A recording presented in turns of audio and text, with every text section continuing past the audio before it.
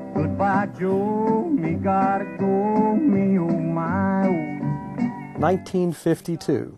Harry Truman was president, the Korean War raged on, and Kentucky Afield made his debut on radio stations across the Commonwealth. Wherever there's news of sportsman interest, then here is Kentucky Afield. However, recent finds may call into question the start date for the once popular program. I took this job with Kentucky Afield TV in January of 1991, and my boss, Dave Shuffett, handed me this huge 16-inch disc. And he says, "Here, Charlie, see what you can do with this." I couldn't do anything with it. It was yesterday's technology. This was out of the 1940s. It was not called an album. It's called a transcription. And there was no turntable that could play it. This was 16-inch, and it didn't play just from the outside in like we know of a record album. It's played from the inside out. It said Division of Game and Fish, 1947. We knew it had to be an audio transcription of something, and most likely it was a radio broadcast.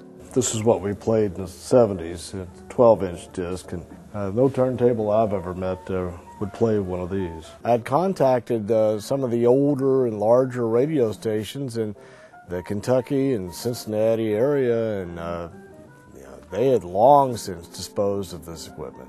Recently, Charlie decided it was time to find out what was on the disc. Well, through the internet, here 17 years later, I got out on a message board and say, "This is what I have. Can anybody play this? Any recommendations on how it could be played, or where? Where would I need to go?" And someone did respond to Charlie's request for help. It's really sort of frightening that this capability, this capacity for playing these discs is gone. It exists only in the hands of a few individuals such as myself. It passed through 60 years of time, and time did take its toll, but again, all in all, it was very playable, and of course, everything that could be recovered was recovered. He could do it. He still had the equipment. So what's on this disc? The following program has been arranged by the Division of Game and Fish in cooperation with this radio station. Now, we knew that Kentucky Afield Radio as a name didn't begin until 1952, so this was 5 years prior.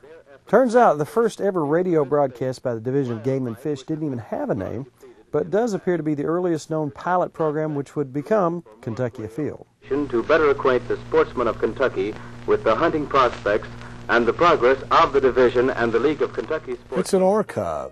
This tells us the way it was in 1947. From all reports that we receive at the division offices, the quail supply this season should be much greater than that of the last year or the last few years. They were talking about hunting with weaponry left over from World War II. With the return of the high-powered rifle to the market, and with the hunters being able to purchase some of the powerful guns used in the war, it was feared that the hunters or farmers or livestock would be killed due to the range of these guns. Well, if people hear those names today. Earl Wallace, director of the division, and John Curry, superintendent of game management. Earl Wallace and John Curry, two names associated very much with Fish and Wildlife summer conservation camps, kids having fun and learning about the outdoors. One of the most important things we learned from this time capsule is how we are doing as an agency. Just amazing to listen to as a biologist and to look at that history. And we are to have another deer season in Kentucky. They may be hunted in 5 counties: Bullitt, Brackenridge, Hardin, Nelson, and Meade.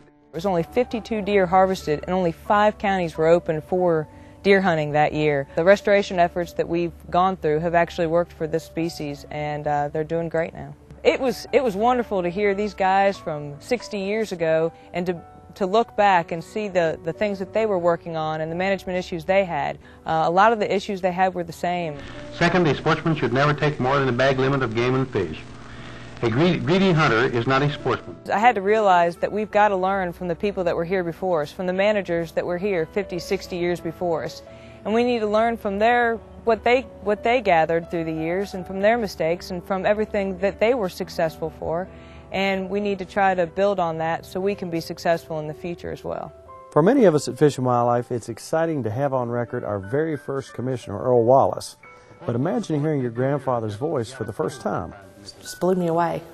Pick out any good man in your community and you'll probably find a good sportsman. Good men and good sportsmen are synonymous. He was my grandfather. Never met him. He passed away before I was born. I took it home that night and I let my mom listen to it. And my son, who has a Wallace name, and he asked so many questions and was so excited. And my mom, it just put a smile on her face, which I hadn't seen in a while. To hear what they were talking about back then, and then the conversations of this, the amount of deer that were killed, and I was thinking, well, I just killed my first deer last year, and how excited. I wish he was here that I could have told him, you know, to see the populations of deer now and see the elk, you know, just grown from what I think he would want it to be today. The open air and the closeness to nature is a handsome reward for the days of hunting. There still remains some question about the broadcast. Who was the first host of Kentucky Afield? We have no idea who this host/narrator of the show was. Show didn't even have a name. These programs are presented by the Division of Game and Fish, and with the cooperation of this radio station are broadcast as a public service feature. I sure would like to know who this was.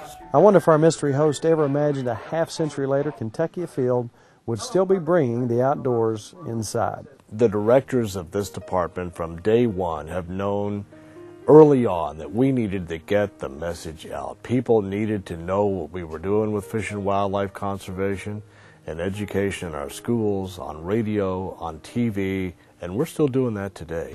This concludes the first of a series of broadcasts in the interest of better hunting and fishing.